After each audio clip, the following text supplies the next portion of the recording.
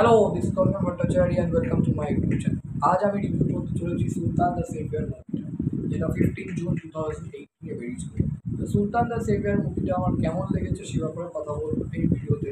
তো চলুন শুরু করা যাক। সুলতান দ্য সেভিয়ার মুভিটা হচ্ছে 2015 সালের একটা সাউথের খুব বড় হিট ছবির রিমেক। এটা হচ্ছে বেতারাম ছবিটা, আমরা সবাই জানি, যারা যারা সিনেমাটা দেখেছে বা ট্রেলার যখন এসেছিল সুলতান দ্য সেভিয়ার 2008 তখনই দেখে বুঝে গেছিলো যে এটা রিমেক ছবি এবং সেটা বেতালাম ছবি। কারণ এখন একটু বেতালাম সিনেমাটা বলবো একটু কম দেয় টিভিতে, তখন একদম মারাত্মক টিভিতে যেত 2018, 19, ইভেন 20, তো 21ও বলবো। লাস্ট 3 বছরে আমার যতটা আমি টিভি দেখি সেই তুলনায় বলবো একটু হলেও কমেছে মানে সিনেমাটা। এখন বিবেগাম বইটা খুব বেশি স্টার বই। তার আগে বেদালাম সিনেমাটা মানে তখন প্রায়ই চলতো। আপনারা যদি সোনি ম্যাক্স খোলেন দেখবেন ইয়ে হচ্ছে তোমার বেদালাম সিনেমাটা হচ্ছে, সেটারই রিমেকের ছবিটা। তো এই মুভিটা সুলতান দ্য সেভিয়ার সিনেমাটা যারা যারা কাজ করেছে সেটা হচ্ছে সবাই জানি আমরা, সুপারস্টার জি, বিদ্যা সিনহা, মীর, প্রিয়াঙ্কা সরকার, মুকুল দেব এবং আরও অনেকে আছে যারা নতুন কাজ করেছে এবং আমাদের তোমার টলিউড ইন্ডাস্ট্রিতে। বাংলাদেশে একজন ভিলেন পাঠ করেছে নাম করার জন্য, নাম হচ্ছে তাসকিন। তো এই সিনেমাটার সমস্যাটা যেটা আমি মনে করি, এটা একটা খুব ব্যাড ডিবেট হয়েছে। বেদালাম ছবিটা হচ্ছে ভীষণ পপুলার এবং প্রচণ্ড হিট 2015 সালে সাউথে হয়েছিল এবং খুব কন্টিনিউয়াসলি দেওয়ার কারণে লোকের প্রত্যেকটা সিন এবং ইউটিউবেও এই সিনগুলো এত পপুলার হয়ে গেছিলো যে সবার আমি মনে করি মুখস্থ হয়ে। তো এই সিনগুলো ঠিক যতটা যেভাবে এক্সিকিউট করা দরকার বা যেভাবে শর্ট নিলে হয়তো ভালো হতো বা সেই সিনেমাটা হয়তো যখন বেরিয়েছিল 2008-এ সেটা আরও বেশি করে হিট হতে পারতো, বক্স অফিসে আরও বেশি করে ওয়ার্ক করতে পারতো, যতটা ওয়ার্ক করা দরকার ছিল ততটা সেভাবে আমি মনে করি পার্সোনাল ওপিনিয়ন ওয়ার্ক করে। তার কারণগুলি হচ্ছে প্রথমত রিমেক তো ঠিক আছে, হ্যাঁ রিমেক ওই সময় হতো, অসুবিধা নেই, অনেক রিমেক হয়েছে, অনেক রিমেক চলে হচ্ছে, অনেক রিমেক চলে। কিন্তু চলার না চলার কারণই হচ্ছে প্রথমত একদম হুবহু মানে কার্বন কপি, যেন মনে হচ্ছে যেন জেরক্স মেশিনে যেন কোনো কাগজ ছাপানো হচ্ছে এরকম। মানে এতটাই নকল, এমনকি মানে এরকম বেদারামের যে অজিতের যে গ্যাংস্টারের যে লুকটা, সেই লুকটা পর্যন্ত এখানে জিতের সেম রাখা হয়েছে এরকম। মানে জিৎ এখানে জাস্ট মানে সে অজিতের মানে একটু যেন ওই সাদা দাড়ি হোক এরকম করেছিল, আর জিৎ নিজের যেরকম মানে চুলের কাটিংটা পুরো সেমই ছিল, জাস্ট পিস আর পিস এতটাই। এবং প্রত্যেকটা সিন ধরে ধরে নকল হয়েছে একদম, একদম ফ্রম টপ থেকে স্টার্টিং থেকে একদম ফিনিশ মানে সিনেমাটা শুরু থেকে মানে প্রথম সিন মানে জিৎ যখন থেকে এন্ট্রি করে সিনটা, এবং যেভাবে ওখানে এন্ট্রি সেখানেও একই এন্ট্রি, যেভাবে অ্যাকশন এখানেও সেই একইভাবে অ্যাকশন, এমনকি যেভাবে ওখানে শট নেওয়া হচ্ছে ঠিক এখানেও সেই সেমই শট নেওয়া হচ্ছে। তো আমি মনে করি ডিরেকশন এটা রাজচন্দ্র করেছে, আমি জানি রাজচন্দ্র তখন অনেকটাই পপুলার হয়েছিল। তো কেন এরকম ডিরেক্ট করেছে, আমি রাজচন্দ্রের একটা আগেও সিনেমা করেছে এটা আমার এরকম রিভিউ করার ইচ্ছা আছে, করবো বুঝি। কিন্তু এটার থেকে ভালো রিমেক হয়েছিল আমি বলবো।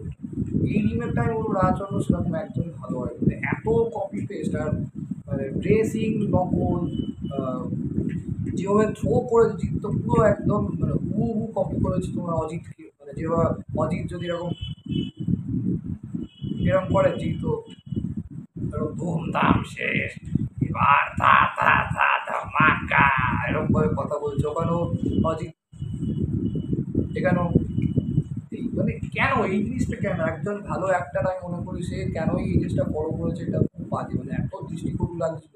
আর যা বললাম ধরো সিনগুলো প্রত্যেকটা ওই যে সিনগুলো আমি একটু দেখালাম ওগুলো প্রচণ্ড ভাইরাল হয়ে গেছিলো সিন, এখনও সিন যদি কেউ দেখে তা বুঝতে পারে কত ভিউজ, মানে এখনও স্টিল লোকে ওই সিনগুলো দেখে, এতটা পপুলার ওই সিনগুলোর জন্যই সিনেমাটা দেখলাম বিশাল হিট করেছিল। কেন তেমনি লেভেলের দাপটের অ্যাক্টিং করেছিল, আর বিশাল সাউথে বড় সুপারস্টারও, চেহারা ফেহারাও খুব মানে বড় সড়ো স্ট্রাকচার, খুব বড় সড়ো ওয়েল বিল্ড যেতে পারে জিতো, কিন্তু মাস্কুলার জিতোর থেকে বেশি অনেক ঠিকই। কিন্তু ওর মতন করে অভিনয় করতে গিয়ে আমি মনে করি মাই ওপিনিয়ন নিজের যে অ্যাক্টিং করে এটা সেটা অনেকটাই বাজে লাগতো, পুড়ে গেছিল একদম সেম এই এরকম করে করা মানে ও হয়তো মানে নিজের মতন করে করলে আমার মতো ভালো হতো। সেম কার্বন কপি একদম পেস্ট হয়ে গেছে সেটা অতটা ভালো হয়নি, আর ওই জন্য আমি মনে করি বক্স অফিস এরকমভাবে সিনগুলো ঠিক দাঁড়াচ্ছিল না হবে। ওদের সিনগুলো সাউথে আমি মনে করি অনেক বড় সময় নিয়ে করে, পুরো সিনগুলো টাইম নিয়ে করলে কি একটা যে কোনো শট ভালো করে এস্টাবলিশ হয়। সেটা এখানেও সবসময় ওয়ার্ক করুন। আমাদের এখানকার আমি মনে করি অডিয়েন্সের যে টেস্ট, অডিয়েন্সের যে ডিম্যান্ড সেটা আলাদা। ওরা ওখানে অনেক হাইপার অ্যাকশন করে মানে যে এখানেও হাইপার অ্যাকশন তবে সেটা ওয়ার্ক করবে তার কোনো মানে নেই। এখানে নিজেদের স্টাইলে অ্যাকশন করলে ভালো। যাই হোক চেষ্টা করা হয়েছে, খারাপ না একটা বলবো তখন হয়েছিল, বাট আমার সেরকম সিনেমাটা একদমই ভালো লাগেনি। এবং যখনই দেখি বা এখনও যা দুদিন আগেও টিভিতে দেখলাম ওই যা ফিলিং তখন 2018 যখন বেরোনোর পর দেখেছিলাম সেম ফিলিংও একই লেগেছিল, ব্যাক হ্যাঁ সেরকম মতো। গানগুলো বলবো ভালো, গানগুলো খারাপ না। যে কটা গান আছে সে ঈদের গানটা যেহেতু ঈদের সময় সিনেমাটা বেরিয়েছিল 15 জুন 2018, ঈদের গান থাকবে, স্পেশালি থাকবে। যতগুলো ঈদের সিনেমা হয় সাধারণত বেরোয় তখন একটা করে ঈদের গান থাকেই প্রত্যেকটা সিনেমা। ঈদের গানটা বেশ ভালো লেগেছে, রোম্যান্টিক ট্র্যাকটাও ভালো, ডান্সিং সংটাও যেটা সেখানেও চিন্তাও ডান্স করছে, ঠিক আছে। প্রিয়াঙ্কা সরকারের পার্টটা আমি বলবো খুব ভালো করছে, ওখানে যে পার্ট করছে সাউথে এখানে তার যা অভিনয়ের স্ট্যান্ডার্ড ছিল সেই একই স্ট্যান্ডার্ডের মতো আমার বেটারও লেগেছে প্রিয়াঙ্কা সরকারের।